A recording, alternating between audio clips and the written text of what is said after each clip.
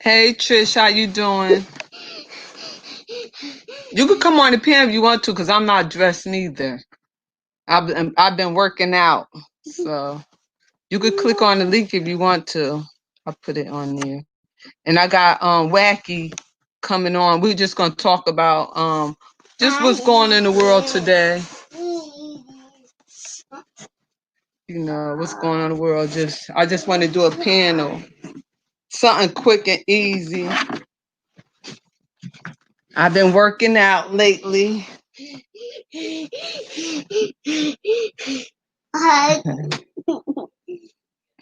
Come on, be nice.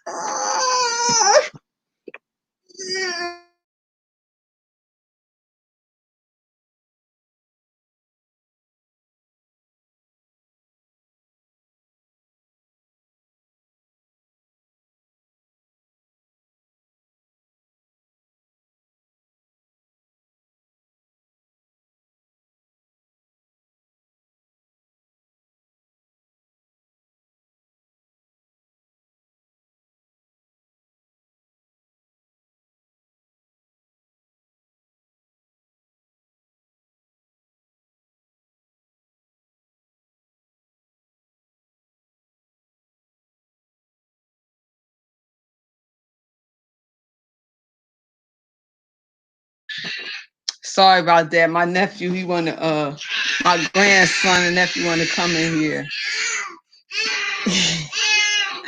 I got her spoiled. So you don't want to talk about nothing, Trish?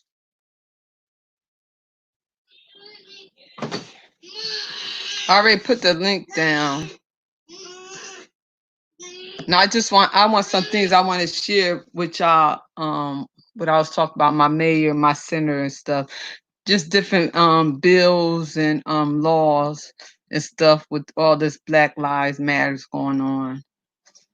So I had wrote up a proposal, so we postponed it for next week because he had my congressman had death in the family. So okay.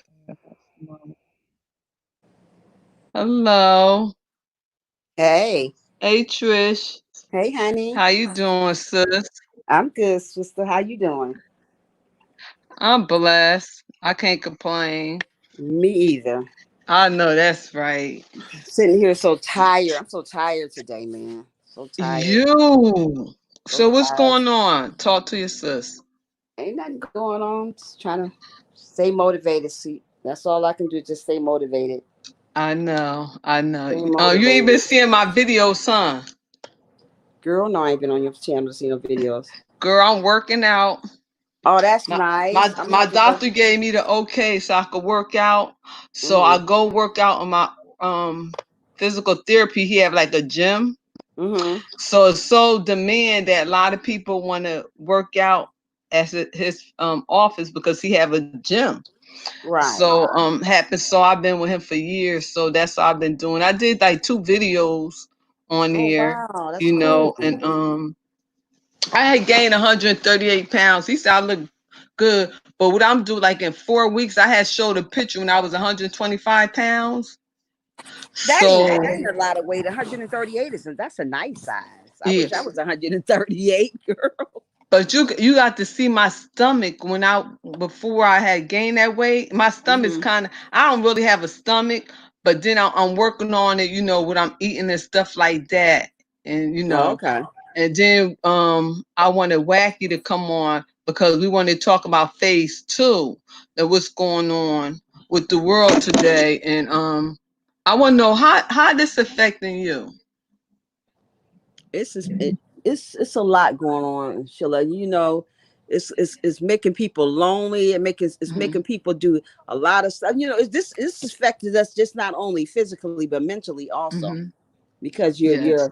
you're in the house. You all you got to do is think all day. You thinking and you don't want to go out and get yourself messed up by seeing everybody it's just it's a lot going on. This affects us a lot of ways. It's not just physically, It's just mentally too, because it's give you a lot of time to think, and I don't think it's getting no better. I think things are going to stay this way for a very long time. That's That's I just my said. thoughts on it. I said the same thing, and I'm really think that we should use wisdom and think about instead of getting beach houses and stuff, just go ahead and buy land and Mm-hmm. start planting our own vegetables and stuff like that. um I've been talking with a lot of elected officials and stuff, Mm-hmm. and everybody caught up in the Black Lives and stuff, and so I'm Right. always thinking outside the box and different things or whatever. So a couple of things I'm bringing to the table that why they're talking about Black Lives. They're talking about really cutting out kids' education. They don't even know that how they're going to get on the buses to go to school. So there's a lot of stuff that's sidetracking a lot of parents with the Black Lives Matter that they're presenting Mm-hmm. in Congress that we're not being focused on. So yeah. Wow. It's a Hi, mess, Wacky. girl. How It's you crazy. doing? Hey, what's going on? What's going on, Sheila? What's going? I love the way you talk. I always do. You have so much wisdom. And Wacky, this is Trish, my friend Trish. And, Hello, Chris. How you Hey, how doing? are you? yeah, Nice meeting you. yeah. And I'm she have a okay. motivation channel. She uplift people spiritually, and everything. But I wanted us to talk on what's going on today because you was saying some stuff on your channel. And when I found out too, Tristan, you can relate to this. When we talk a lot about a lot of positive stuff, there's not a lot of people in our chats and stuff. A That's lot all of right. people We like know that. drama. Yeah. Yeah, if I made a video and Mm-hmm. spoke about how supposedly white women are better than black women, I'd get 800 views. You know Yeah. what I'm saying? I would get 800 live views. But when we speak on something substantial, it doesn't get a lot of views. But Sheila, I have a question for Go you, and ahead. it's off topic. It's off topic, Go Sheila. ahead. That's all right. Sheila, were you on a certain talk show in the early 90s and you spoke up in the audience? Yes. That It was was you? Dr. Oz. Oh, Dr. I, oh, okay. There was another talk show like in the early 90s. Oh, okay. It's probably was You're you. not talking about Ricky Lake, is you? No. I'm talking about like Down to You. I don't know, because I went to a couple of them, but the only one I remember is Dr. Oz. I had spoke on, and then it was another one. I don't know his name, but I don't know. No, Um, this was in the 1990s. Okay. okay, no. Mm-mm. Why? It was somebody looked like me. Yeah, it was someone that looked and kind of sound like you that was like in the audience speaking. And I was like, yo, that look and sound like Sheila. I'm And like, what they was saying? it was when Farrakhan, it was when Louis Farrakhan was interviewing on Donahue in Mm-hmm. 1990, and the person in the audience was responding to an ignorant statement that some Caucasian made. Mm-hmm. So, and that person sounded, I don't know, I forgot exactly what that person said, but that person was like cutting them up, and that person looked and sounded just like you. So, okay. All right. Now, if you would have said Washington, we was in Washington where Trayvon Martin died, and we was on a panel with Al Sharp and his mother, his father, and stuff. So I did a lot of cutting up then. Mm. Okay. So other than that, I was on like Dr. Oz show, and then a couple of other I was on, but not with Farrakhan. I wasn't with him. Al Sharp, I was. Jesse Jackson and stuff like that. Okay. Okay. Mm-hmm. Yeah. You had to bring that up, huh? Yeah. But in regards to the topic of discussion about what's going on today, right now, Mm-hmm. I just feel because now what's going on, you see a lot of companies who are supposedly making changes onto their products or their services to seem, more racially tolerant, to not offend so-called Black people. Yes. And I feel Hi, that. Afi. Excuse me. Hi, Afi. How you doing? Bye. What up, Afi Kingdom? But I feel that it's very disingenuous. Like, for example, I heard on the radio that some hair product was removing some of its labels because they didn't want to seem as racist. Because there was, I don't know, one of these hair product companies, they have a product and a certain type of product says something about whitening, and they said they want to change the name, for they could be less racially, if they could seem less racially offensive. Wow. And I cut to the chase, but they already changed the Kotex box with I know they're supposed to be doing the syrup and the pancake mix too. Right. But my I thing heard about that. is that if these companies really cared about so-called Black people, and a lot of these companies have lobbyist firms, why won't they lobby politicians to change laws to put stricter stipulations on racial profiling, police murder, and what have you, and police assaults? Because that's one of the many things that so-called Black people suffering from. Changing the products in your label, changing the names in your labels, that's not going to help so-called Black people with the problems that they're going through today. I agree. So true. It's so funny you saying that because I have a meeting with my Congress. I have Sean Maloney. He represents us in Washington. So he had death in his family. So we rescheduled it. I'm supposed to meet him tomorrow at 2. So we rescheduled it for Tuesday. And I had put a proposal up. And then also I hit my count because I'm real, active in my community. So I hit my mayor, I hit the county, I hit the state. Because Jonathan, Albany, and I do a lot of I'm good with registering people to vote. I'm good for putting their names on the ballot. Like I could do like 2,500 names less than a day and a half. So I'm real good, and I do campaigns and stuff. So what I did is I got them together and told them, being we didn't get our 40 acres of mule, and then y'all have to look at the HR 40 bill, and it's saying that they're looking over it, whatever. So my thing is, I don't want to deal with that. I want to bring something else to the table. Because one thing about us, Black people, we don't have generation wealth.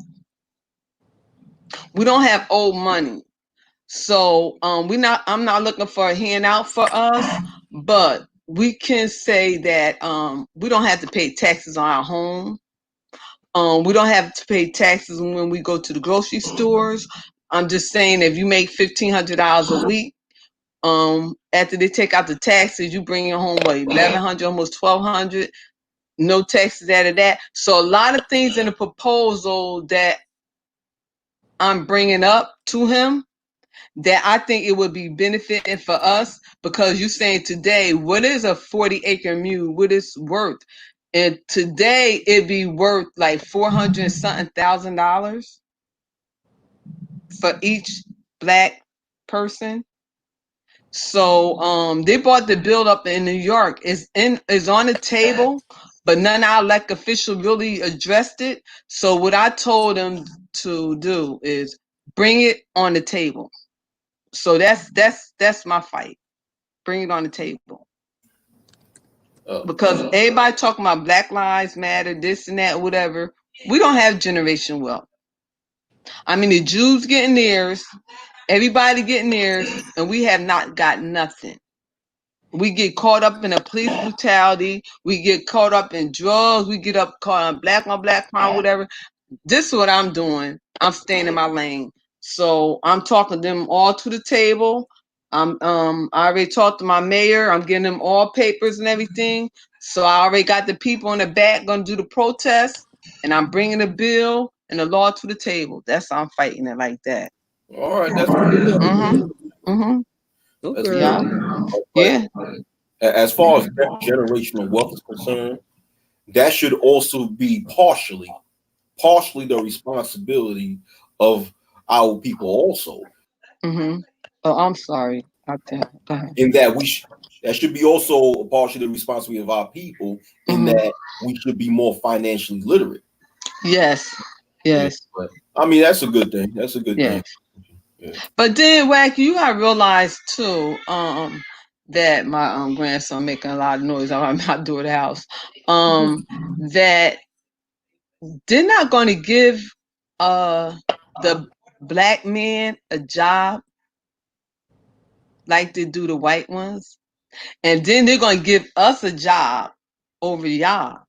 You know what I'm saying? So there's a lot of stuff in corporate world they do. They really keep the black man down.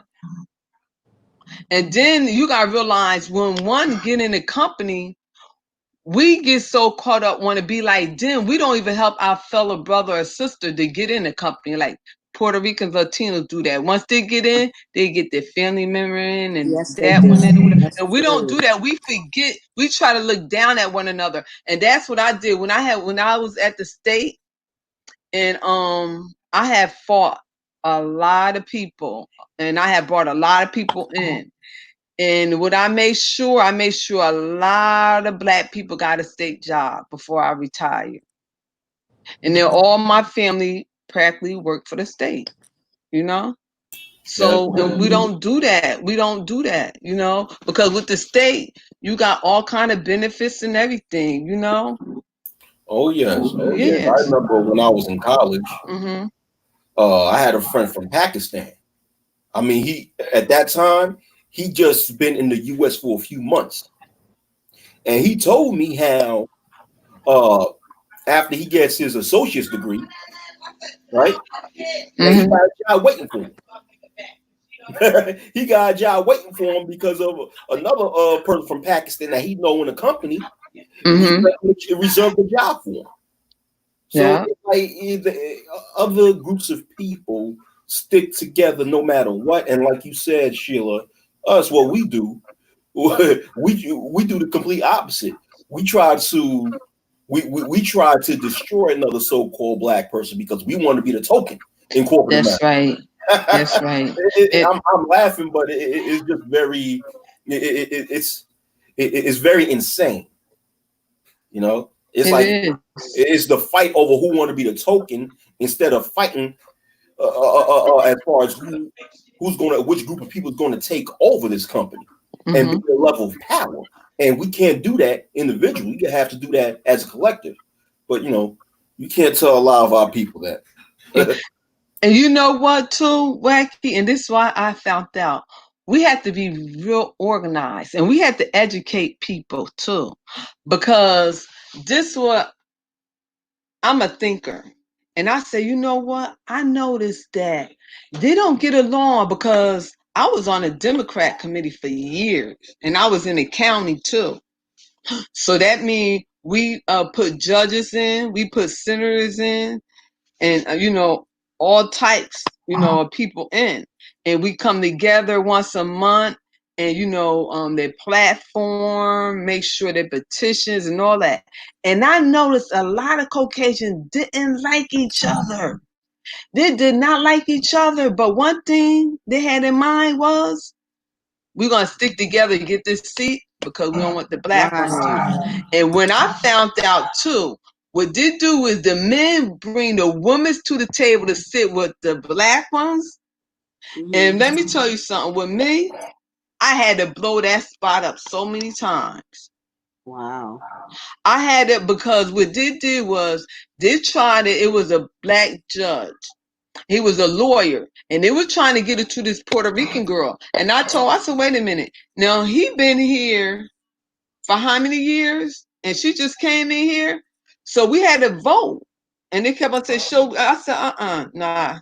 Mm-mm. So I really had to talk to the other ones and break it down, because the end of the day is we don't have nobody in our community to represent us. So agree. And the ones who was representing us, believe me, they was taking good care of us, but they was Caucasian. Right. but So go ahead.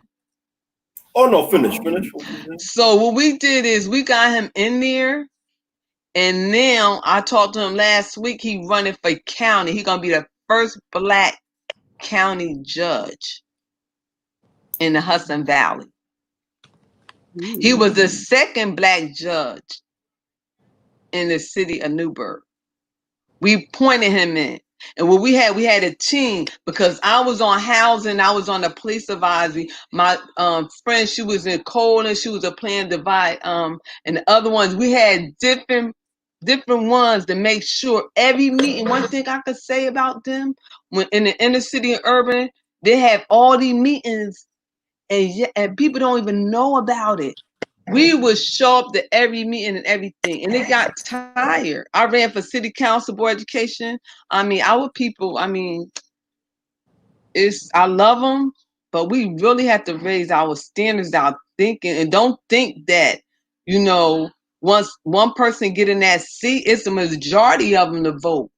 You can't do nothing if you don't have the majority vote. See, I could vote for something, but if you and Trisha don't vote for something, it's not going to pass. Right. You got to stick together.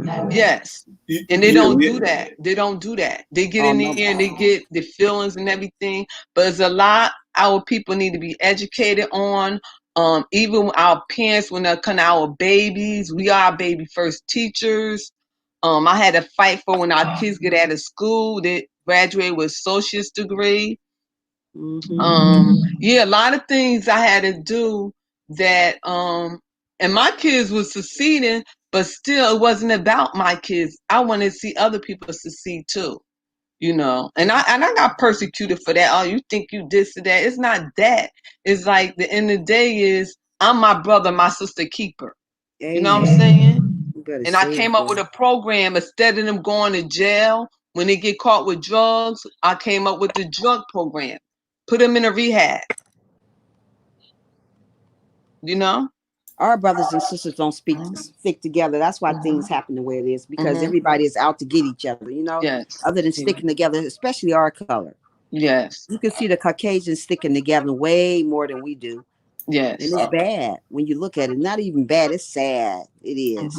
I remember a few years ago, around where I live, that there was this brother running for, I think, a local assemblyman, or a local councilman. He was running for like the local council or someone, either in my borough that I live in or in the city. He was running for some position within the local political spectrum.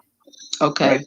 So he was passing around. He was on the ground, on the field, passing doing the around groundwork. Go ahead. Yeah, doing the field work, passing around flyers, and letting people in the neighborhood know who he is, what he represents, what is his political ideology, what is his history, and what have you.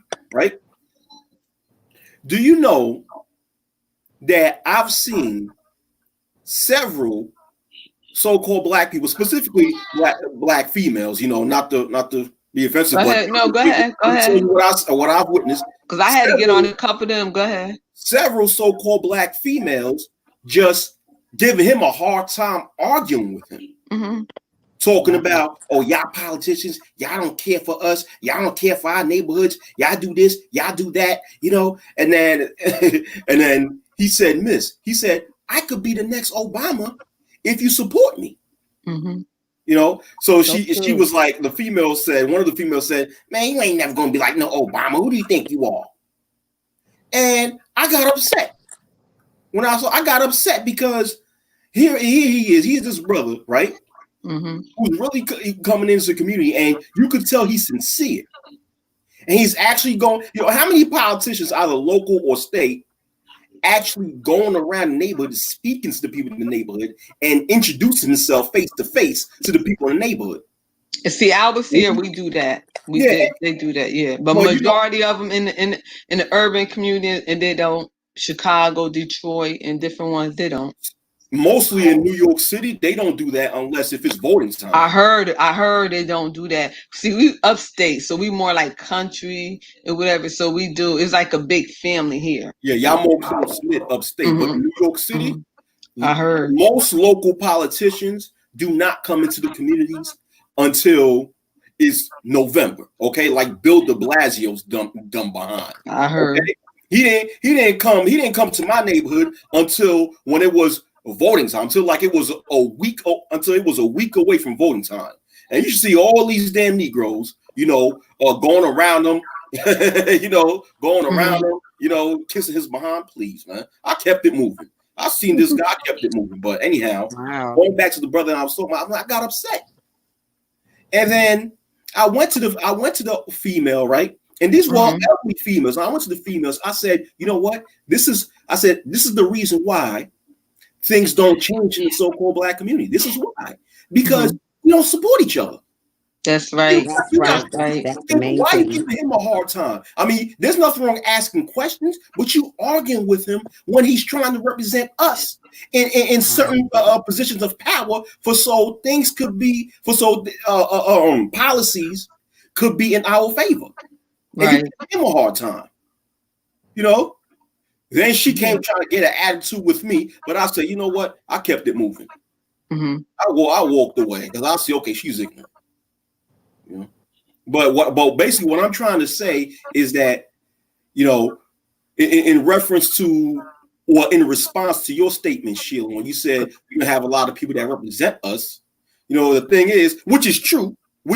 I'm not disagreeing with that. But one main reason I think you and the other sister brought it out is that whenever someone tries to represent us in seats of power, a lot of our people go against them. Right. That's what's going against one of our city councilman now, because he on the police, and I had bought my mayor on here, but it's my laptop kept on messing up or whatever. So I'm gonna bring him back on here, and I want his point of view, because now them, like, both of them is like, they are right, but like he said, he can't deal with him in a certain way because he cursed the police out. He is city council, and me and him had ran together. He's cursed the city council out and everything because 2 of our babies got killed last month, right before George Floyd did. They shot one a couple of times and they ran one over. So what they did in our city, a certain part, like they took the street, they went a dumpster, tipped it over, and started burning a lot of mattresses and stuff. Oh wow. So yeah, they did that. But the part where they did it at, because like we have like country parts too. So the part they did it at is not really infecting nobody, but still the house is dicker and healing. You know what I'm saying? That fire. And just started throwing bottles at the policemen and stuff like that. So it's just a lot going on that I had to call my police department, and the chief, he resigned because when the boy got killed and they wanted his statement. So then the lieutenant, who I have a good relationship with, and I had called him, so he had called me 11 o'clock at night, and he was like, "Sheila, I ain't feel like hearing your mouth." So, we was on the phone for an hour, and he broke everything down to me or whatever. So, the meanwhile, I was telling him that I really need him to step up to the plate and bring that police academy back to the young kids, because we still have a lot of young kids who want to be cops, because I have a couple of cops in my family. And then my nephew, he's 16, he want to be a cop. Oh, wow. So I had got them like $3 million budget a couple of years ago. And he said, "Shall I thank you for that or whatever?" And I said, "But only thing I didn't like, the budget y'all used, it wasn't for the kids, our color, my color." You know what I'm saying? So y'all went out and y'all didn't go in. And when y'all went in, it was like a gun back. People who had guns, you bring them back and y'all give them $50 or whatever. So, we started breaking, different things down or whatever. But, yeah, I be bringing a lot to the table and stuff like that. So when they be talking about here, sisters ain't got brother backs and all that or whatever, let me tell you, Wacky, I'm a woman. And if I see a cop pull a brother over, I will pull my car to the side and I say to the officer. What's going on to the brother? You all right? Yeah, I'm all right. Oh, Sheila, can I do my job? I'm just making sure, making sure you're all right or whatever, That's good. So, That's good. That's a good thing. That's great. Mm-hmm. Yeah. I just feel like as far as these police are concerned, like I said on that live, Sheila, that my live that you was in. Yes. When I spoke about defund the police, a political pacifier, I stated that these IA, internal affairs divisions of each of these departments, they all be suspended, and you have to have, and I feel that the federal government must come up with their own entity to govern every police department in the United States. Sort of like make it sort of like sort of what the EEOC does when they govern corporations in the United States. Yes. That people's civil rights laws not violated. The federal government should do that. Have a division where they govern each police department, making sure that people's civil rights and human rights and constitutional rights is not violated. Because IA, I think I said in the video, IA, Internal Affairs Division, that's like the human resources for a corporation. When let's say if an employee or maybe a customer goes to the human resources of a company and report whichever problem that they have, the thing is, the human resources of a lot of these companies, they're very close to the management of these jobs. That's right. So a lot of times, they like to invest in itself. Go ahead. Yes. So a lot of times they'll sweep a lot of things underneath the rug. They do. So that's what IA does a lot of times. They sweep things under the rug unless if they're in a position where they cannot sweep something under the rug. Where if a situation is so high profile and there's so much evidence against the police and it's public to the point that they cannot, that's when IA actually does a job. Other than that, for the most part, they sweep a lot of things underneath the rug. So because you basically going to this entity to report their own partners, and a lot of times they're not going to do what they're supposed to do. So I think that what's needed is a separate entity to govern all the police departments in the United States. And you know what, Wacky? And I said this, and maybe I shouldn't say this, but I have been saying this. We need to govern our own community. Why not? I agree with that. Why not hold people accountable? You know what I'm saying? Yeah. And I mean, why we can't do that? The Jews do that. They have their own police department. Why we can't do that? You know why? Because a lot of people's hands is dirty. That's why they can't do that. When I said that, they got mad at me, and I knew why. Because if I'm on this corner, because I used to do night shift. Me and my friend, that's when we was praying for people to do night shift and stuff, run them out the crack houses and stuff like that. And they was getting mad at us because we was like, no, we can't be on this corner doing stuff. I mean, come on. So why we can't do that to our own community? And majority of people don't want to do it because you know why? Their hands is dirty. Yeah. Their hands are dirty or they're too afraid. So they even come against the real problem, one of the real problems in our communities. And, also we should be doing that. We should. It's a lot of stuff we should, but we don't. And we always trying to justify and our stuff. Let me tell you something. And this is what I hate. And I love my people. But, I mean, we got the coronavirus going around. People supposed to be wearing masks and gloves. In the inner city, they're sitting up there with a table with a 40-ounce playing spades with no mask on. I mean, and just like, I'm like really? And I just look at the inner city, the Democrats so nasty and dirty. I mean, but a Democrat, yeah. I mean, they ain't doing nothing. And I feel sorry for those babies who the mother don't have a car and they got to push their baby in those carrots and those nasty, dirty sidewalks. And the baby head going boom, boom, boom because the sidewalks is not level. You know what I'm saying? It's a lot of stuff that is not being addressed, you know? And I think we getting played, you know, and then they got a lot of inner cities for the Mexicans, sanctuary cities where they could come in legal and they could drive cars with no license and the police don't stop them. Yeah, in New York State, illegals are now allowed to have driver's licenses in New York State. Yes. And Hi, Viper. Uh-huh. Like, what sense? So when I see that, I'm like, let me get this straight.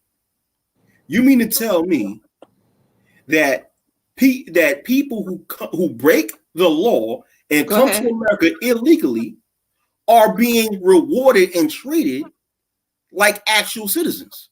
Yes. This is some nonsense. That's crazy. This is some nonsense. How do you break the law and then be treated like people who are law abiding?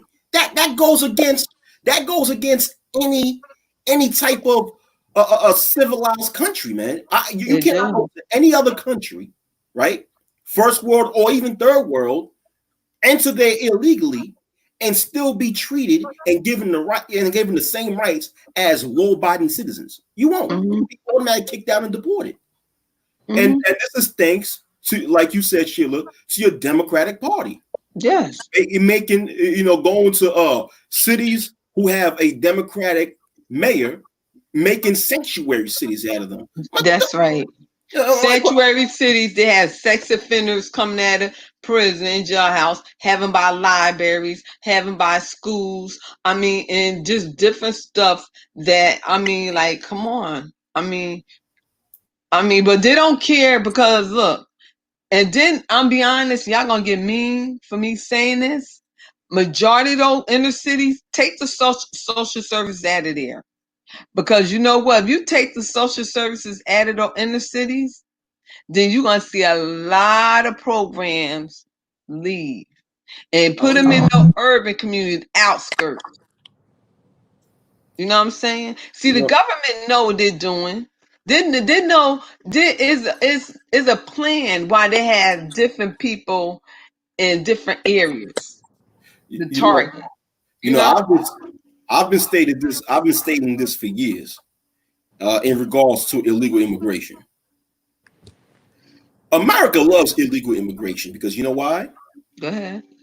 Because that is your new slave class. That's what I said. They are. I've been saying this for 15, 16 years. That is your new slave class in which they come in illegally. They don't have their papers, so companies could hire them. Mostly off the books and pay them $3-4 an hour and benefit off of cheap labor. Okay. Or even better, right? Suppose they come in illegally.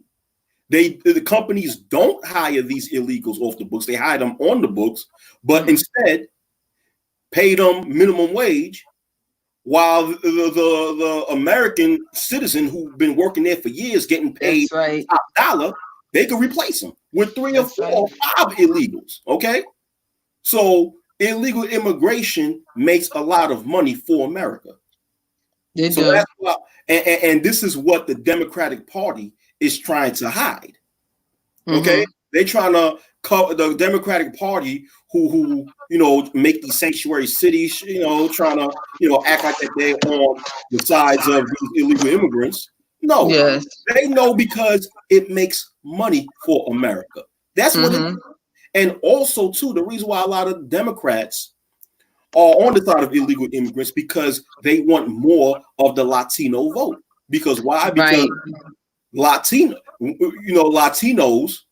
in America are, I think now, the largest quote unquote minority in America.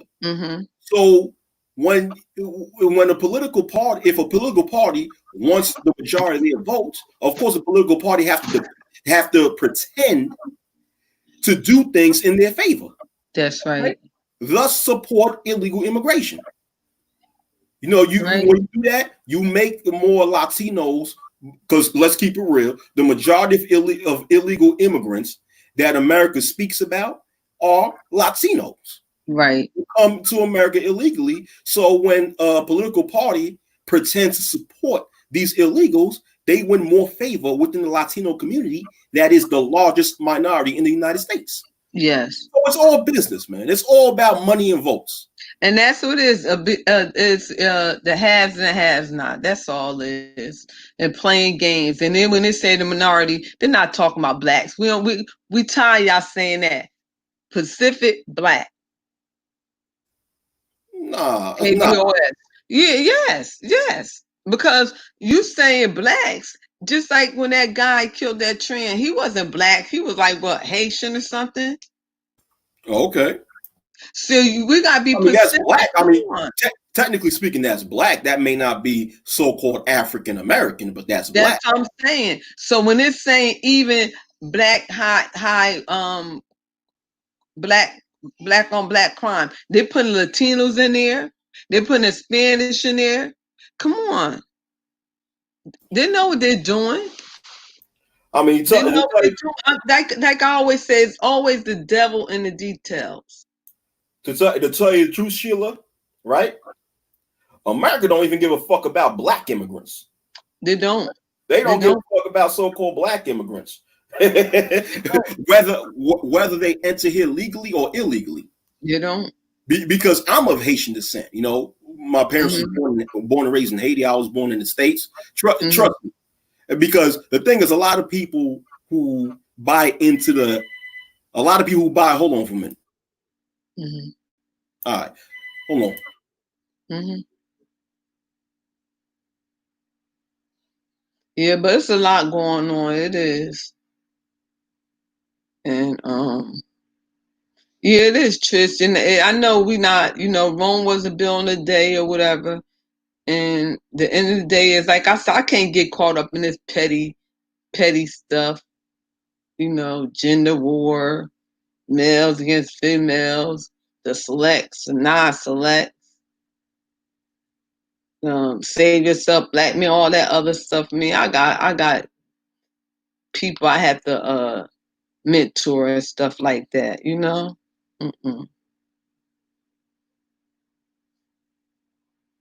And you got some people who really, really want to get at it in the city, and they just need that help.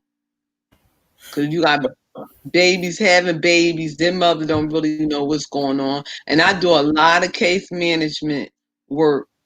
And I'm retired, and I help a lot of people, and I do not tell their business, Hey, what's up, Sheila? My fault. I'm back, man. Sorry about that. No, that's all right. I was talking while you was going ahead, Okay. I'm just saying, the end of the day is wacky. I can't get caught up in this save yourself black man and the black woman, this and that. We don't want them and all that stuff or whatever. Because I got people out there that need my help.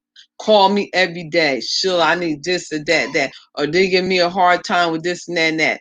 And I know a lot of people just by my name didn't get kicked out of their places, Yeah. I mean, the whole save yourself black man, the whole thing is being taken out of context. Because people think that SYSBM means just to get involved in some interracial dating or go to another black man just going to another country and find a female of another country. No, it's the philosophy of SYSBM is deeper than that. It's a social philosophy in which originally it's supposed to be about so-called black males doing whatever it takes to benefit them in all areas of life. Right. So it's not just relegated to interracial dating. See, the dating part with SYSBM originally is SYSBM is saying that a black man have the right to date any female who go in line with his value, no matter skin color or the ethnicity or nationality, as long as her values go side by side with his values, and she does whatever it takes. She has what it takes to make him happy and to give him peace. Then so be it. It's not automatically saying just going in racial things. It's just saying it's basically in response to what the fake pro-blacks are saying, because the fake pro-blacks are, they have this theology or this theory where they believe all so-called black people should just not date interracial. They should just date people within their own race, no matter what. You know, I mean, and if someone believes that, then hey, by all means, they can live their life believing that. I don't have a problem with so-called people believing that. But what is saying is that hold on.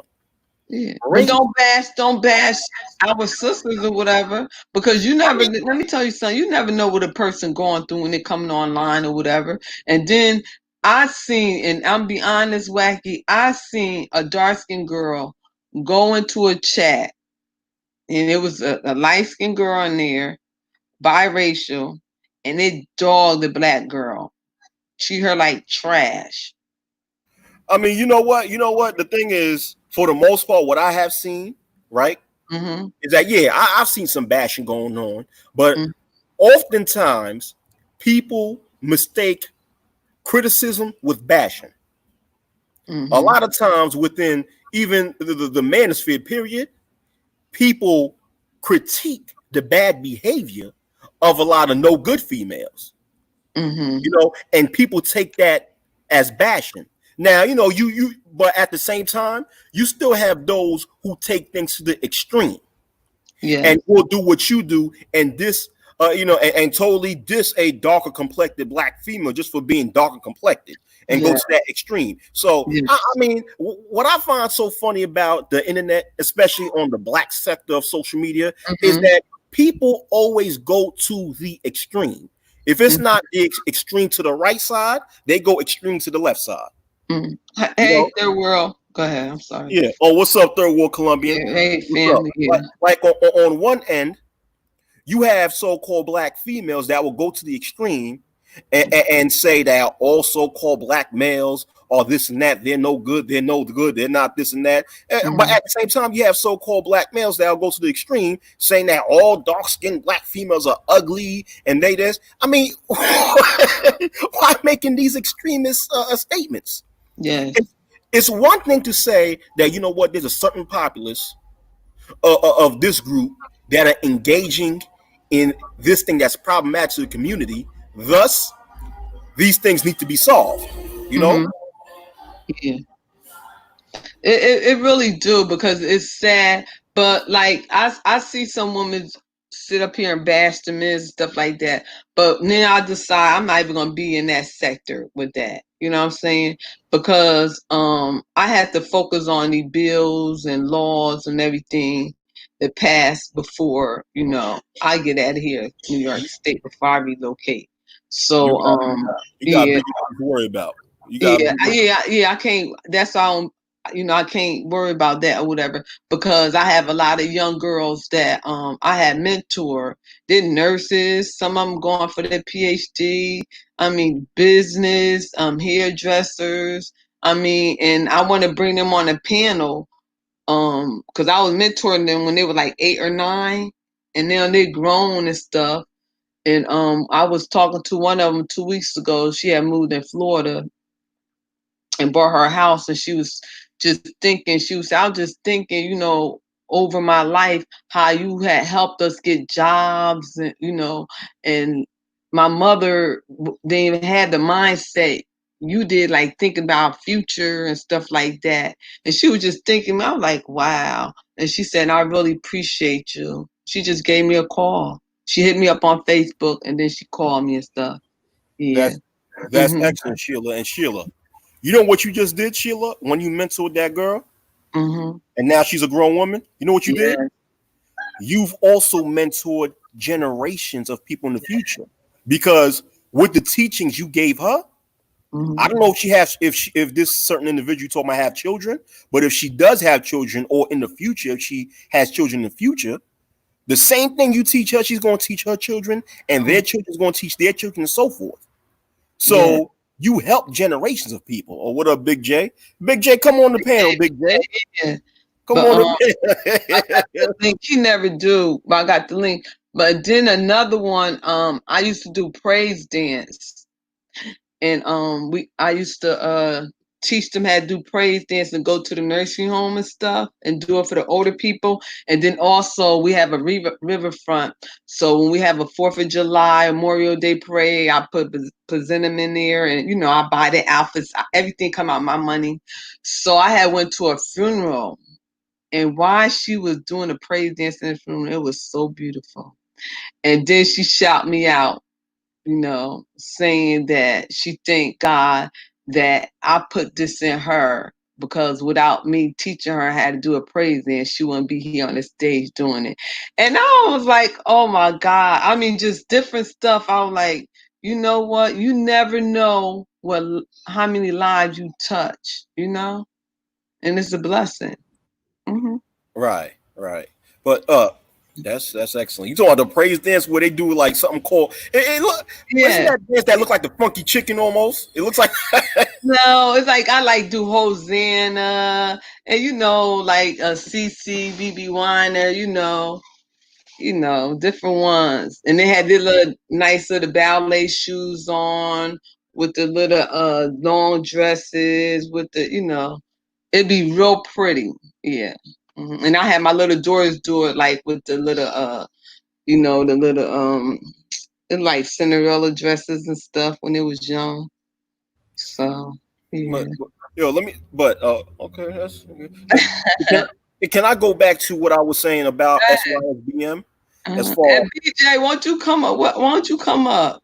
I know he said his Wi-Fi is down. His Wi-Fi is not that good. You know what? It's so funny. He always saying his Wi-Fi up when somebody else panel, but he always Wi-Fi on his channel. Well, go ahead. I mean, I know.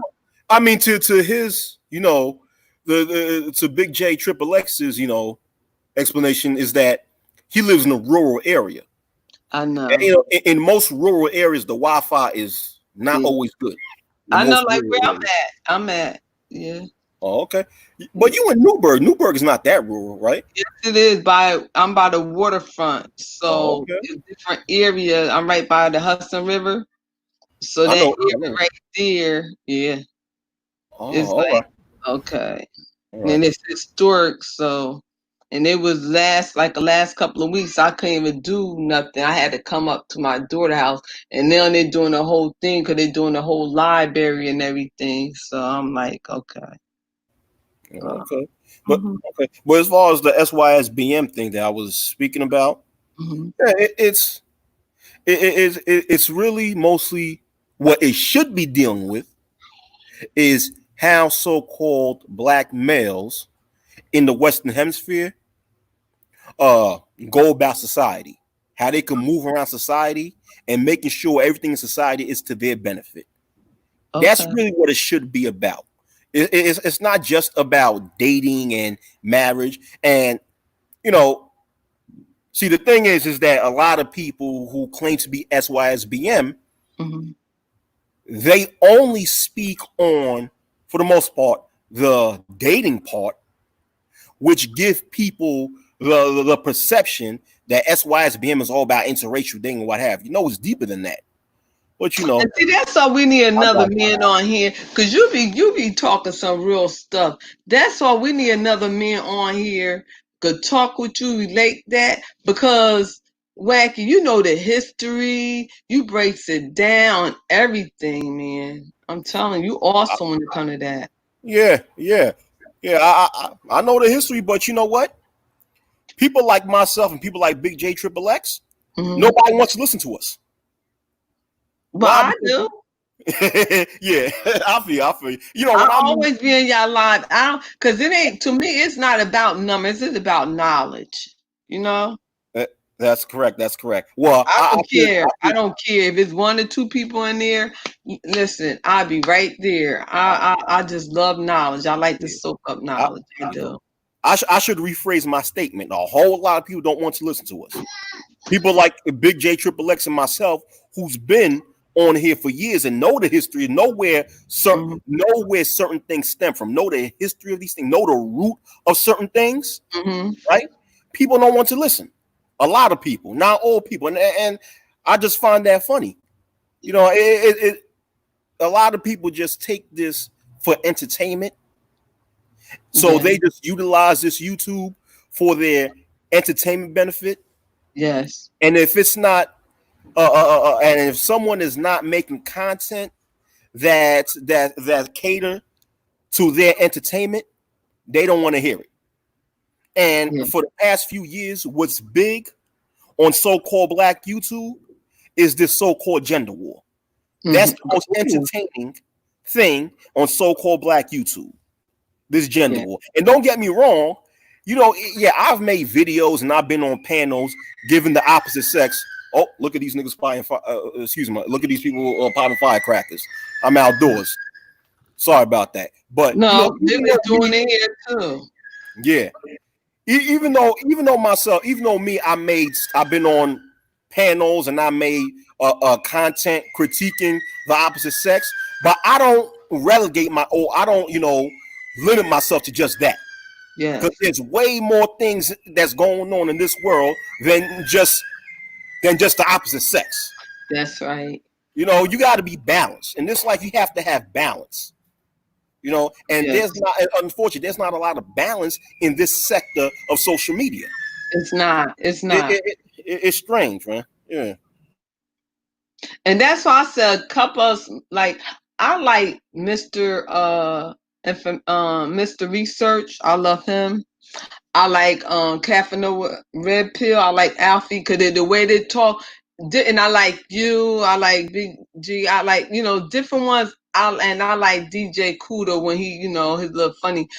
I like stuff like that. But when they start bashing women and, they come in sectors and all that other stuff, I have to really keep your mouth shut, Sheila, because I know me. You know what I'm saying? And I'm like, this not your pen. This, because when you attack one, they're going to 10 of them. And I know me. So I just, suck it up. The now I do, I don't even go to those different, areas. I show my support, go in and out, and keep it going. What I don't get when it comes to the narrative that's going on right now amongst so-called Black males on YouTube is this quote-unquote pump and dump narrative. Where Black males are promoting males having one-night stands, males being sexually promiscuous. And that's nasty. And that's when AIDS and disease and babies and they always talk about baby mamas and stuff like that. Messing up the community because community tie. Exactly. And listen, I'm the type of person, I have no control over what another adult does. But at the same time, I'm not going to sit there and pretend as if there's nothing hypocritical to that narrative, because on one hand, these same people who promote this pump and dump lifestyle or this sexual promiscuity lifestyle, they condemn single motherhood. That's right. The fact that a lot of so-called Black people grew up in single mother households, but yet support an act that contributes to the rise in single mother households. Sexual promiscuity is one of the many reasons why you have so many single parents or children growing up in single mother households. So it's hypocritical. It's like you can't condemn you can't condemn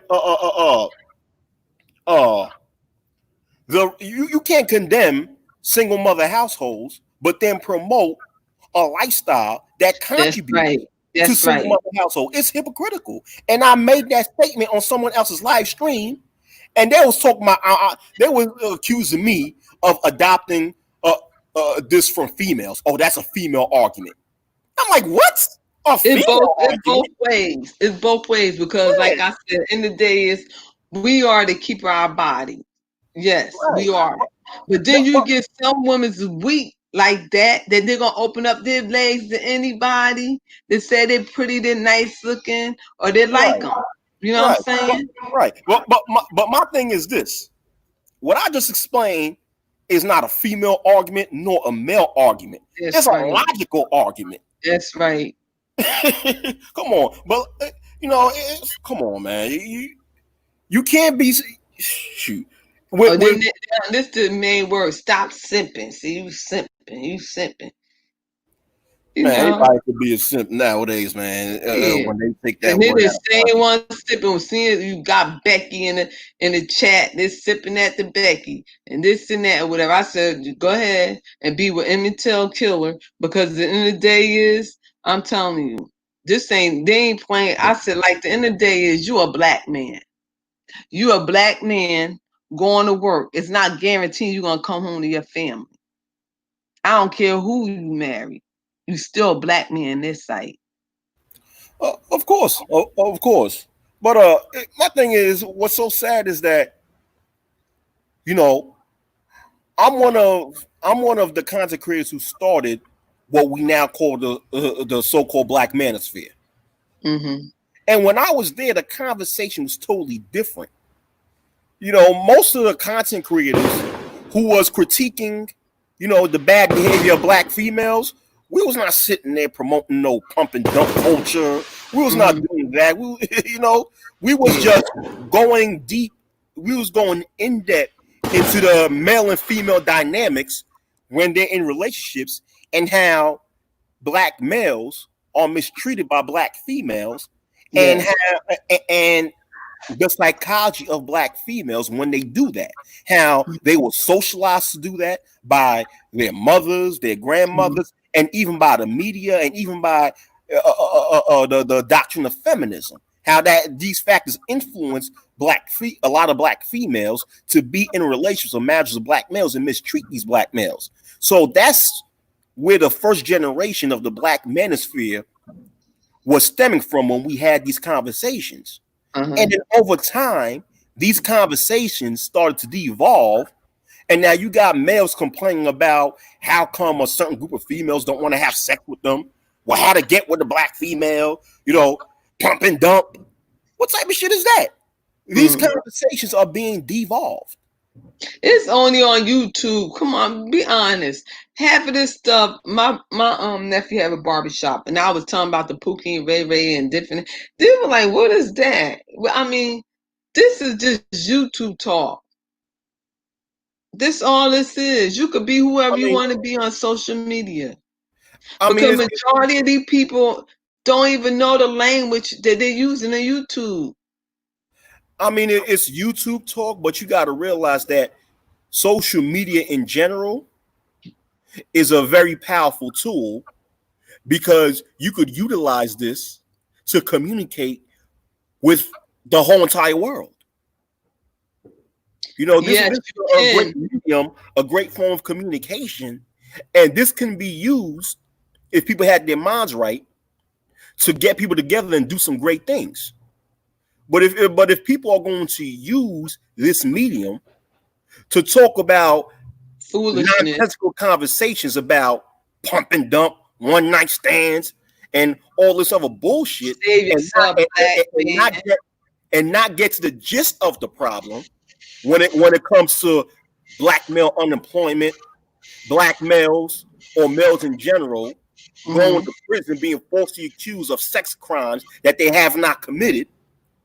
You know, when it comes to situations like black male homicide, black male homelessness, when it comes to stuff like, no, we're not going to cover that. We're just going to cover talking about sex. Come on, man. I mean, like you 30 and 40 years old. Who talking about? I mean, really, I'm gonna be honest. And they're talking about these young girls. My baby's into their careers. They could cook, they could clean, everything. They don't even be on social media. What young girl you know is really on social media 24/7? A beautiful, nice looking girl, got it going on, making over 60,000, only 20 something years old, ain't gonna be on no social media.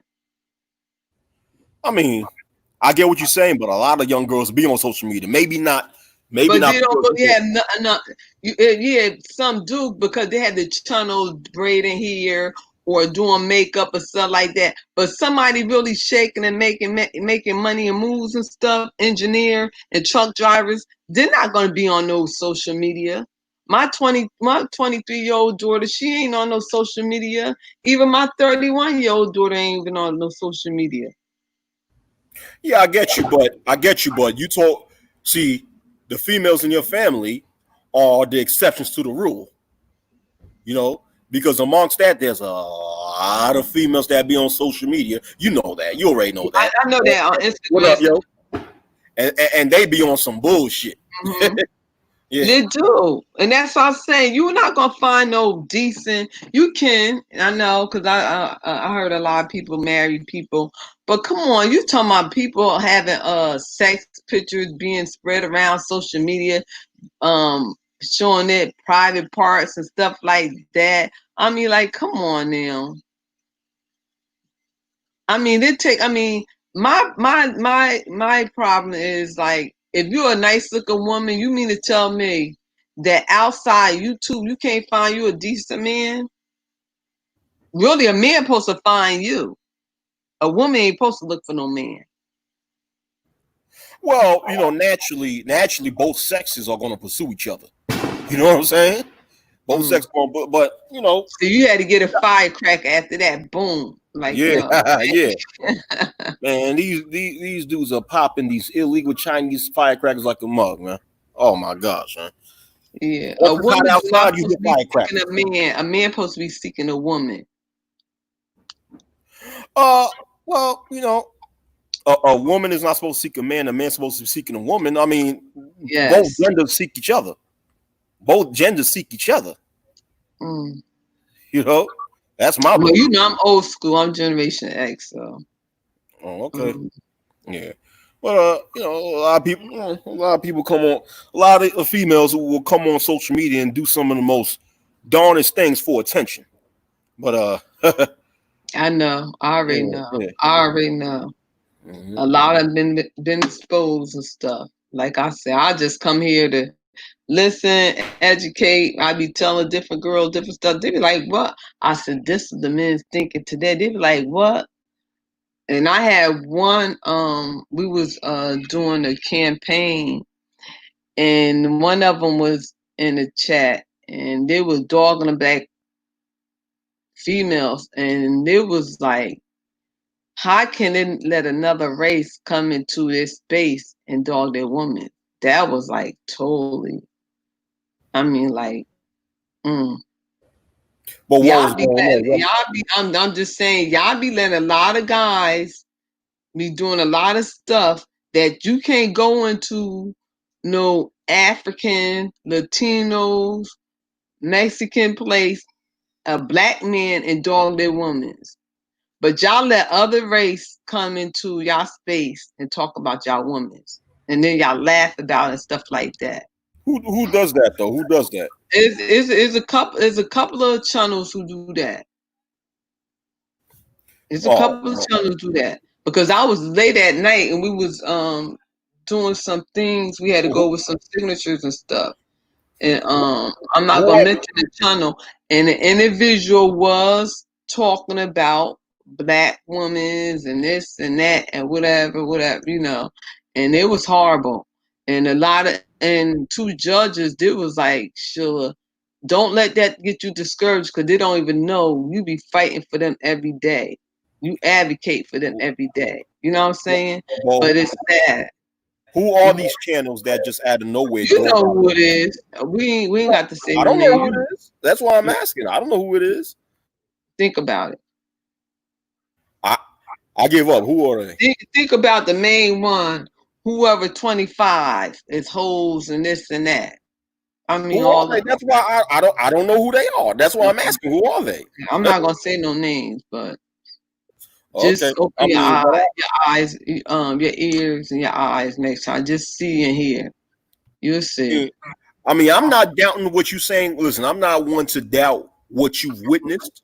You know, so I'm not going to sit there and say what you witness is not true or if it's true. A lot of people had addressed it. Even a lot of channels had addressed it, but it's sad that bad enough that we got to fuss with one of y'all, and then we're gonna have another race come too. And see, with me, I had to keep my mouth shut because I know me. My mouth is a weapon, and I'm a warrior.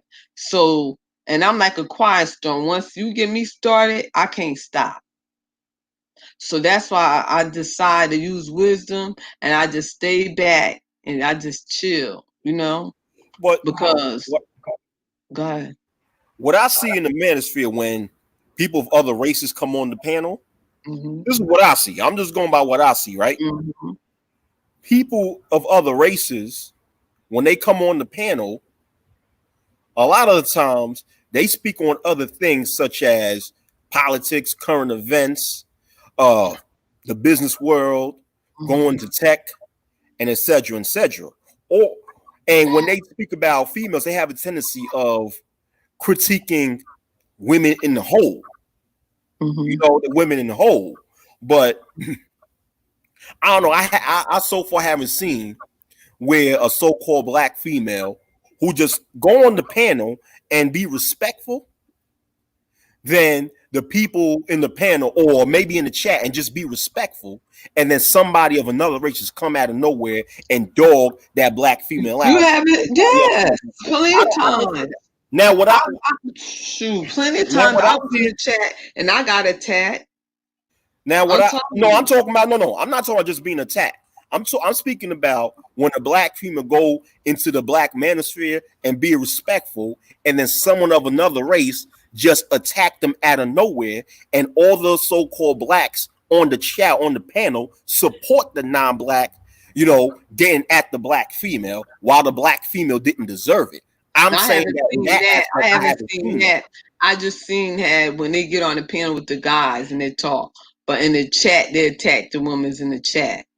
I haven't seen that. Yeah. But that's just as bad. That's just as bad to me though. Because the end of the day is like they said, they ain't taking up for no black woman, this and that or whatever. We're good because that's all we carry. That's why I'm a NRA member for life. You know what I'm saying? Because the end of the day is when I was married, my husband wasn't home. My mother, I wasn't, in the state with my mother, my family or whatever. I had to protect my family or whatever. So in the day is, you had to train your daughters how to protect themselves. Yeah, but I think what a lot of people in the so-called black manosphere is saying, they're saying that they're not protecting a so-called black female who is outside of their family or outside of their household. Why? Because as a result, this is a direct result to the That's majority bad. of so-called black females thinking that they are independent and don't need a man. You know, so the black manosphere, their perspective is, okay, you're independent, you don't need a man, then Mhm. you don't need my protection. So the only people who are deserving of my protection is those who are underneath my authority and inside my household and in my family. But if people who are outside of my family are saying they don't need me, then you're saying you don't need my protection. I'm saying this is why males in the so-called black manosphere is saying that. Uh-huh. So it's in direct response to black females saying, I'm strong and independent, I don't need a man. That's it. But then the black manosphere is not saying that they refuse to protect all black females in general. Nah, they're not saying that.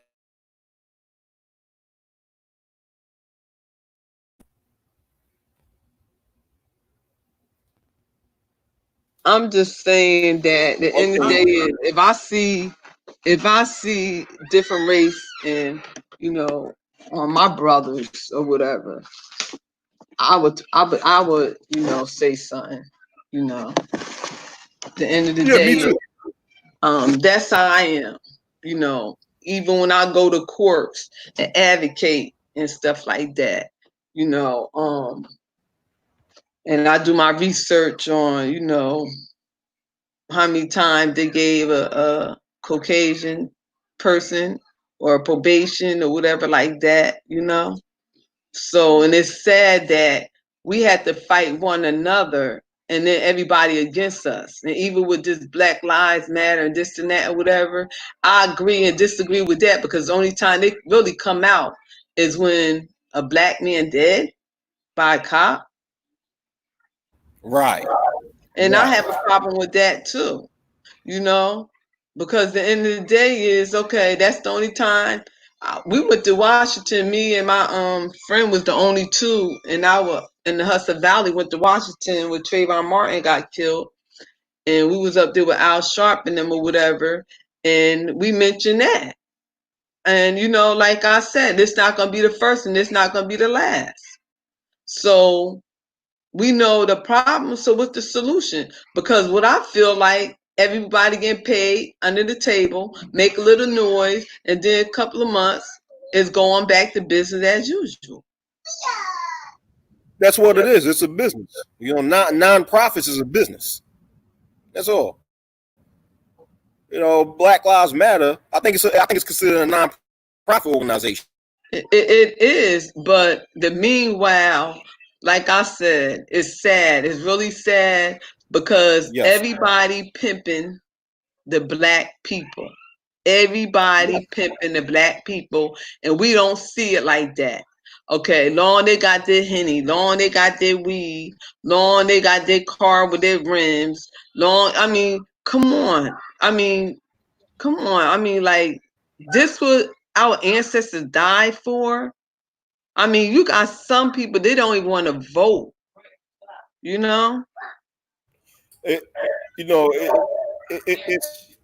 It's crazy because with so-called Black Lives Matter, like you said, the organization pick and choose which battle they want to fight. If Black lives really matter, then it should matter if all Black lives, any Black lives, is taken, no matter who the killer is. That's right. That's right. How come they only respond back whenever so-called Black person died at the hands of an officer or as some non-Black person? That you should be just as upset when a so-called Black life is taken by another so-called Black person. You know what I'm saying? So this is so Black Lives Matter is a primary example of selective outrage. A selective outrage. They only pick and choose which situation to be upset about.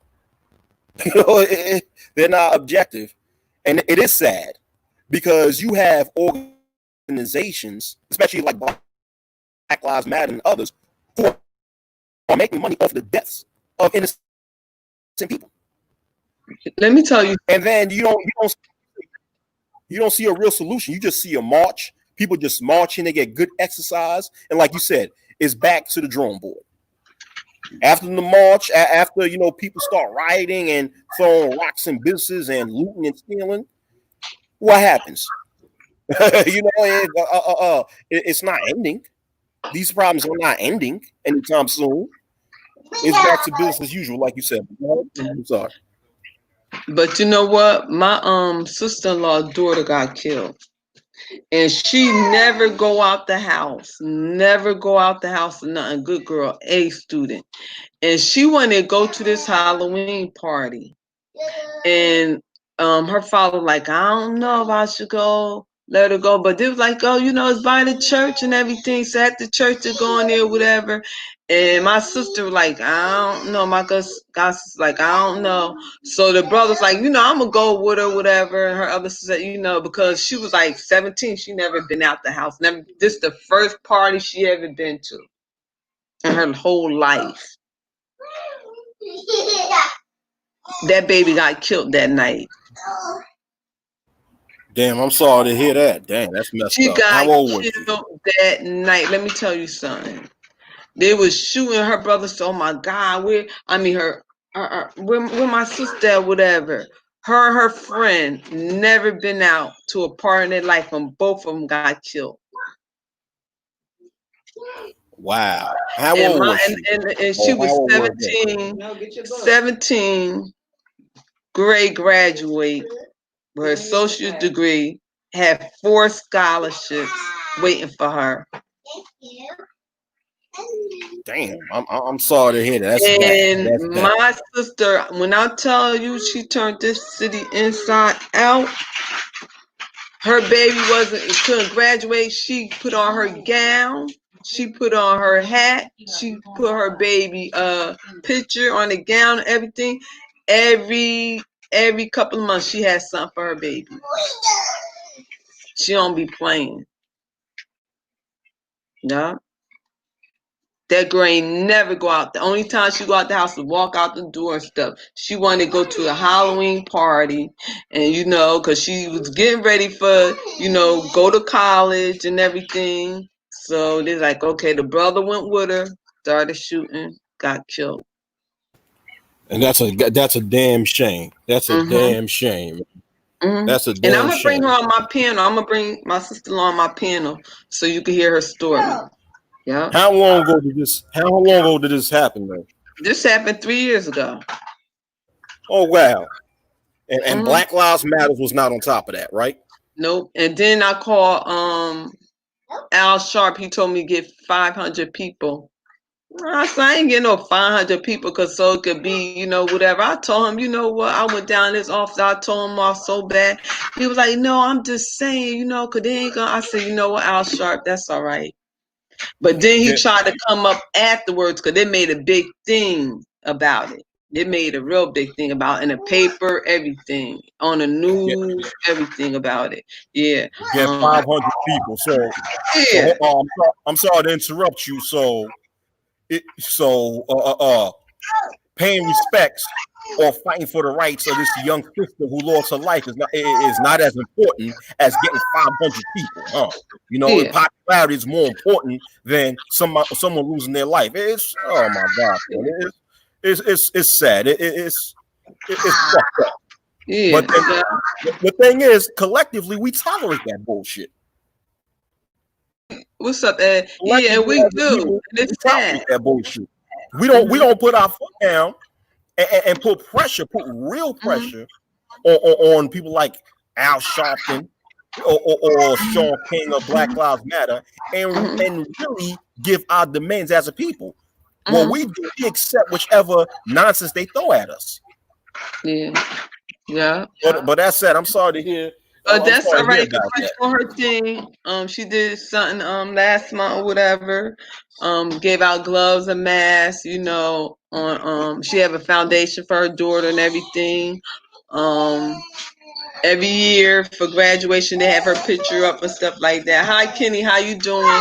But her life is not in vain. Every year the mayor represent her.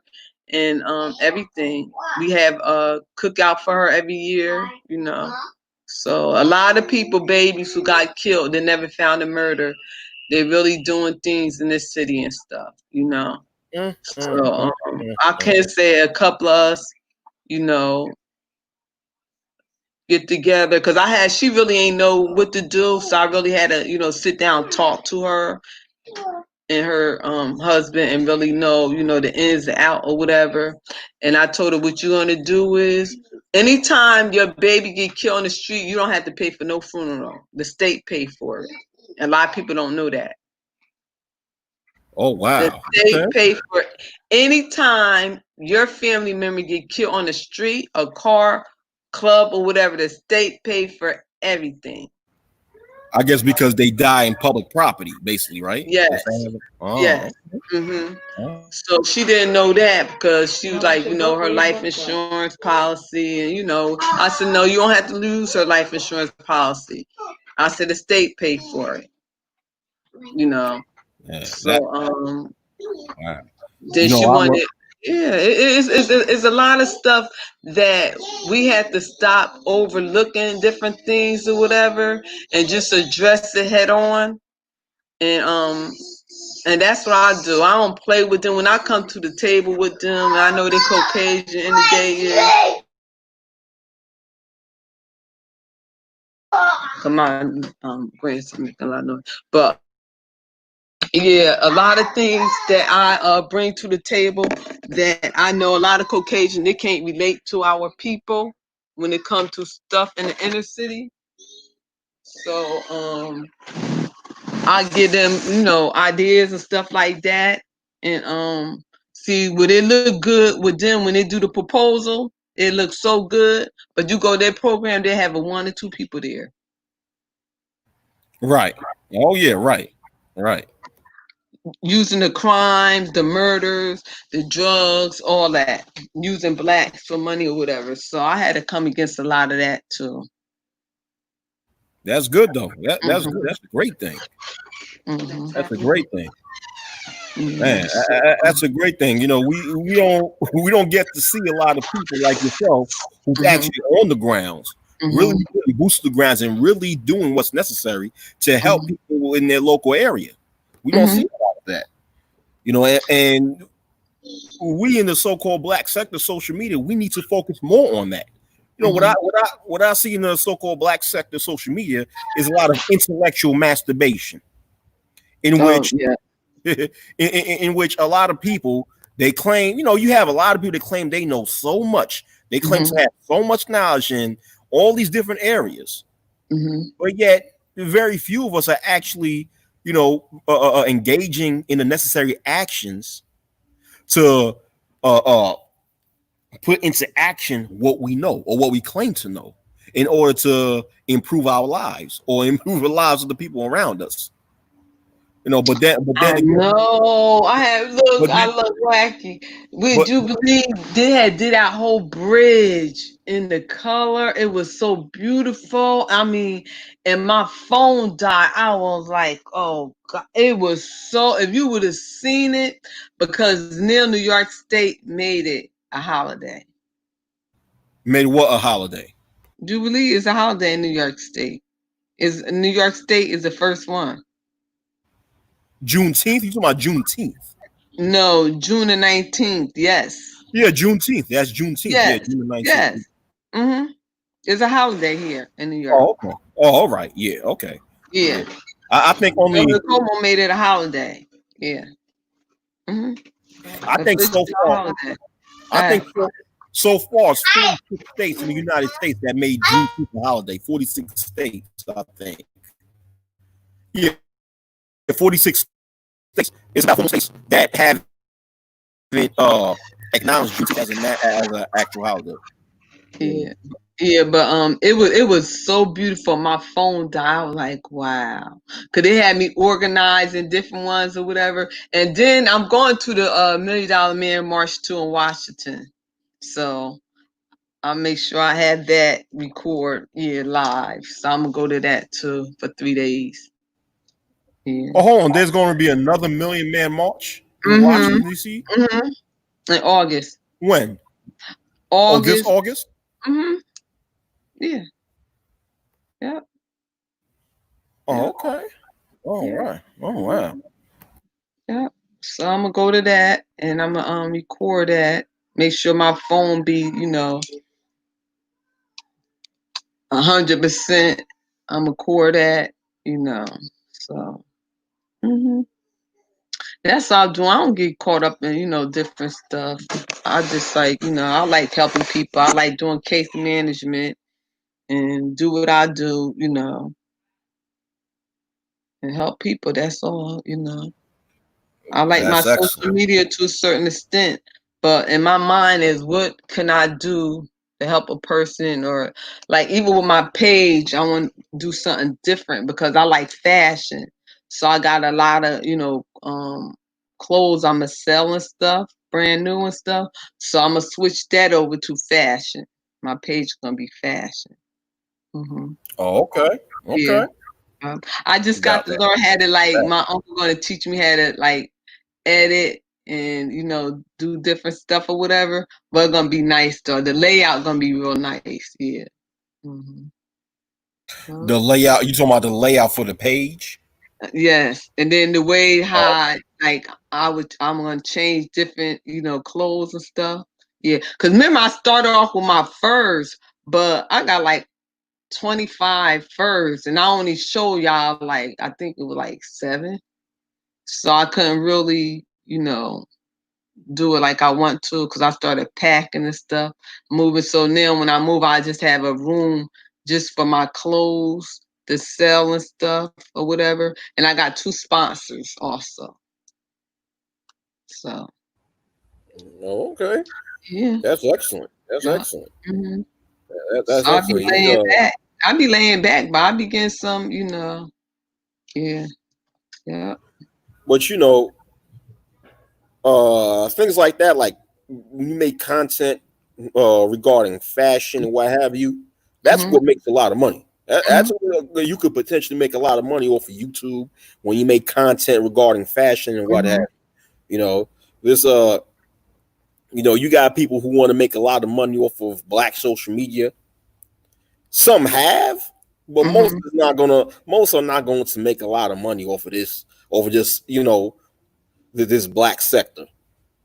Some have, well, most won't. I think they're blackballing a lot of people because a lot of people be going live. I don't even get their live. I just be strolling and then I'll see them, on live or whatever like that.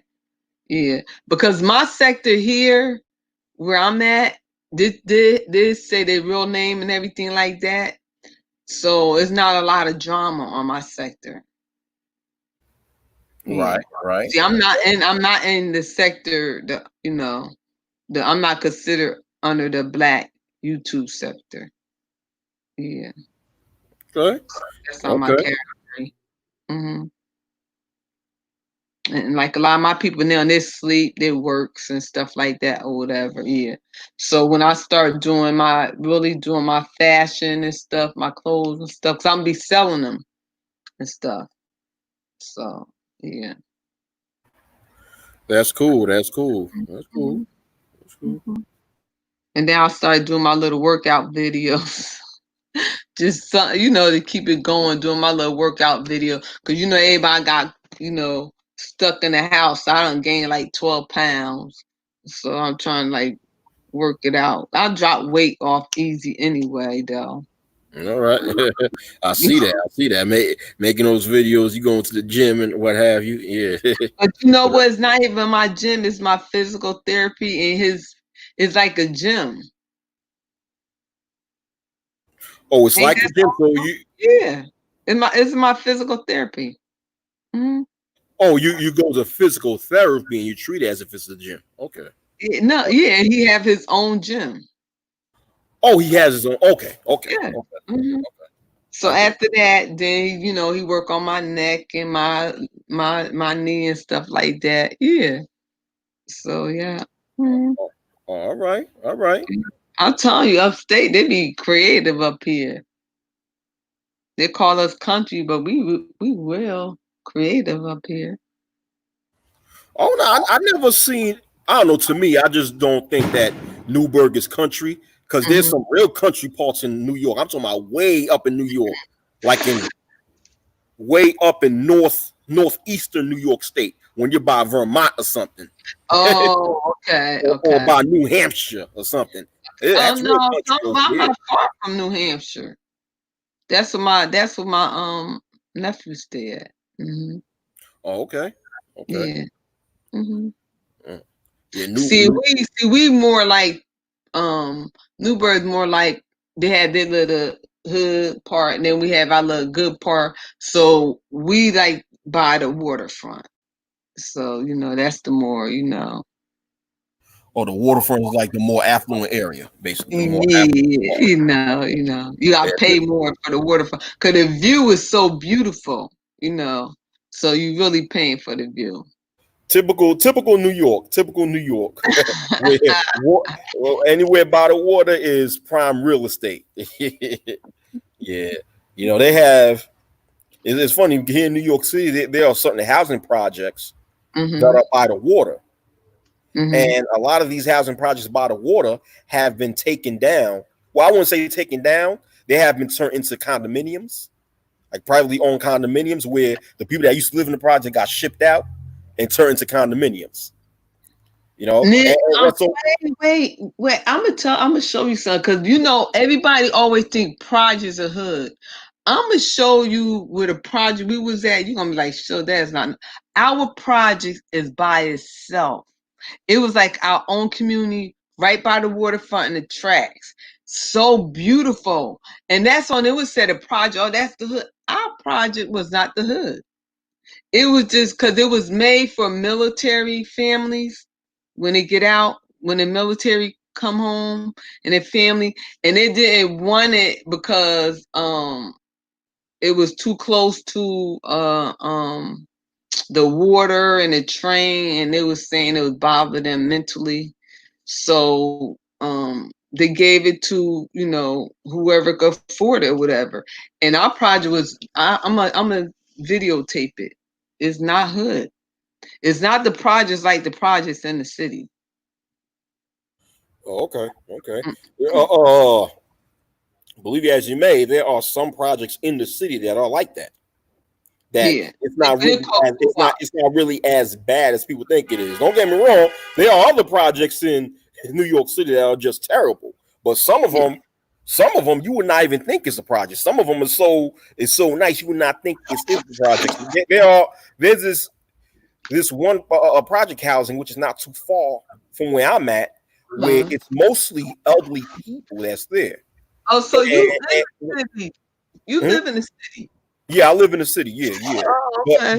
But where these elderly people, the project I'm speaking about, it's mostly elderly people, and there's a big mini mall within inside these projects, and you walk in, you would not think it's the housing projects, but it is. Oh.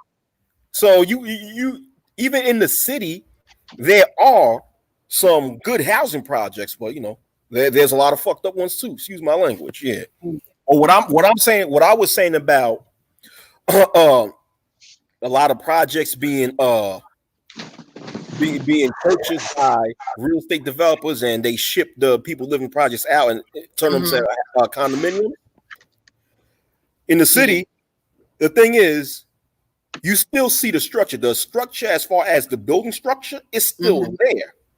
All the real estate developers did is just repaint the insides, put some new wooden tiles, you know, put some little fancy furniture, and then offer it for thousands of dollars. You know, but you still see the structure as far as the building.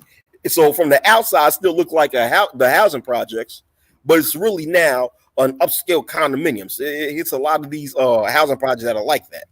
And that's what, like, ours where we grew up at, what they did was everything we needed, Wacky, it was in the project. We had our own gym. We had our own swimming pool. We had our own yard, basketball court. We had our own cafeteria, like when kids come home from school. We had mentors, teachers with our homework. Everything we needed was right there. If you want to have a party, you could rent the downstairs. I mean, it was so nice. It was real nice. You know, so when people said project the hood, I'm like, we wasn't hood. No, we, you know, cause our project, I'm gonna show a video of it, and the way they have it now, like, it's so beautiful. Like, they kept it so nice, still nice. Like, the well groomed with the grass and everything. Only thing they did was knock down the playground and put it a parking lot. But it's a beautiful project, and it's right by the water, and the train and everything is real beautiful. It's nice.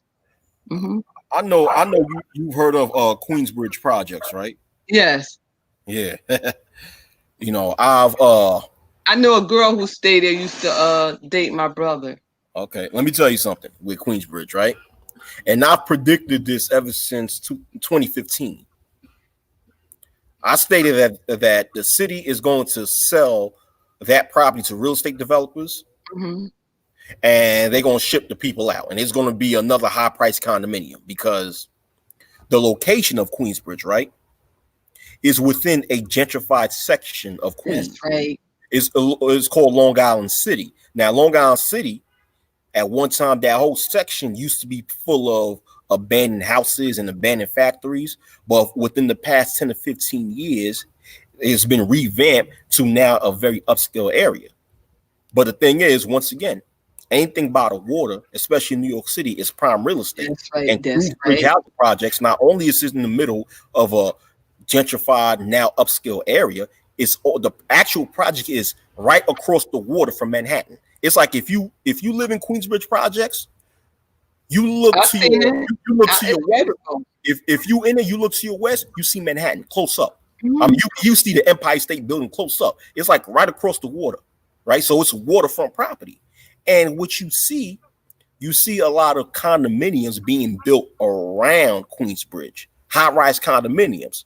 So when I look at that, I know it's going to be a matter of time until some real estate developer offer the city a certain price that the city can't refuse, to the point that the city accept the price and ship the people in Queensbridge out, ship them to other places, Mhm. and sell that property all to some real estate developer.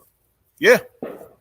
Wow. Yeah, because that section of Queens that Queensbridge is now in a very upscale area.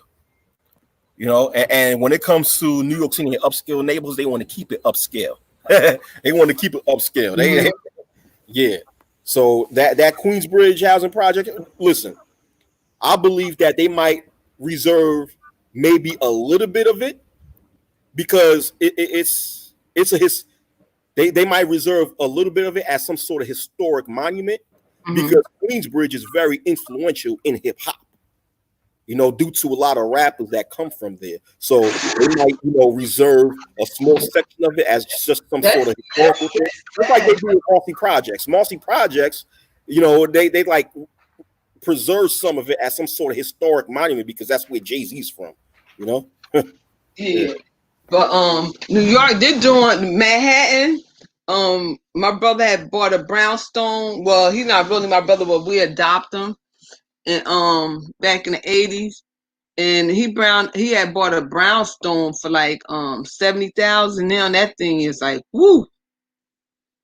I mean, In the millions now. mm-hmm. The value It's beautiful. in that. It is beautiful. It's beautiful. Yeah. Listen, there was a time during the early 80s where in different parts of New York, you could buy a brownstone for $1. In the Yeah. early to mid 80s, you go to the city, pay $1, and then write up some paperwork and fix up the brownstone. And it's yours for $1. But what happened? A lot of our people was not taking advantage of that. Yeah. Meanwhile, the so-called Jews took advantage of that big time. Yeah. But you know what? That's all right. Because in the day is like I said, I'm going down south. I'm getting me some land. I'm not messing around no more. Nah. I love New York. I love it, but I can't stay in New York no more. I can't. I feel you. No. A lot of people moved out. A lot of people moved out so much that, as far as the city is concerned, a lot of people within New York City, so many people in New York City moved out to the point that New York City lost a lot of its tax base. Wow. So they over time, New York City made less and less money off of taxes because so many people moved out of the city and moved to other states like the South and what have you. So what New York's been trying to do within the past few years is trying to get people to move back in. But my thing is, the only way you could get people back in the city is to make the cost of living easier. hold on. But they're not because New York is all about money. It's all about the taxes. Right.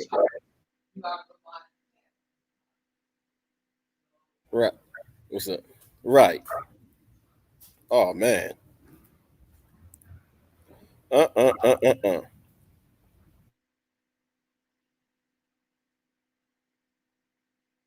Yeah, the taxes are too wacky. The taxes too high. That's why I said I can't go here, New York. The taxes is too expensive for me. Too high. Man, listen. I love New York. I'm gonna miss the shopping. One thing I love about New York, our clothes, our food. There's always something to do. It's never a dull moment. But other than that, I got to move to the country. It's a fun place to visit, but to live, it's a lot of headaches. It is. It's a lot of headaches, man. Let me tell you something. Within the city, the average cost of a house within the city will be between 500 to 600,000. That's why everybody moving up here upstate. Yeah. Listen, And I don't even like in the houses other up states- here. what I'm trying to say, hold on, Sheila. What I'm trying to say, the average cost of a house in New York City is between $500,000 to $600,000, right? That's right. In other states, you can buy hundreds of acres of land for way less than that. I'm looking online in Georgia, Tennessee, Colorado, where they're selling about 300 acres of land for about 450 grand. Mm-hmm. In New York, even in the hood, you can't find a house for no 450 grand. You can up here. You can. You Yeah. can. Yeah. You can find a nice house up here for like 160,000. But only thing is small, and you ain't really got no backyard. So Dang. I'm just like, That's why I always had like condominiums. I had it no. So I had just came back up here because I was in Indiana. So that's why I had my 3 houses at. So now I'm going back down south and just get my land and do that. Which part of Indiana? Which part? I was in Indianapolis, Indiana. Okay. How was it over there? It was nice. I had a nice. My house was on a half an acre. Yeah. Mm-hmm. What made you leave though? Because through my divorce, Oh, okay. I wanted to come back to my family. Yeah, because nobody was there. And after I had got my degree and everything, and then my job and everything, and then I had to take an early retirement. Then I just came back home. Okay. Mhm. Okay. Yeah. So I should have stayed. I should have stayed down there because now when I went down there, the houses was cheap. They're expensive now. They went up, but it's still cheaper than New York, though. Yeah. But okay. Well, it was good speaking to you. It was good speaking to you, but I'm gonna have to go, Sheila. Me too. I'm gonna have to go too because I gotta get me something to eat. And it was a pleasure talking to you. And when you going on live again? I don't know. I go sporadically. It depends on the mood. Okay. Yeah. All right All right. then. All right. Good night. Good night. Have a good night. Okay. You too. Bye bye. Right.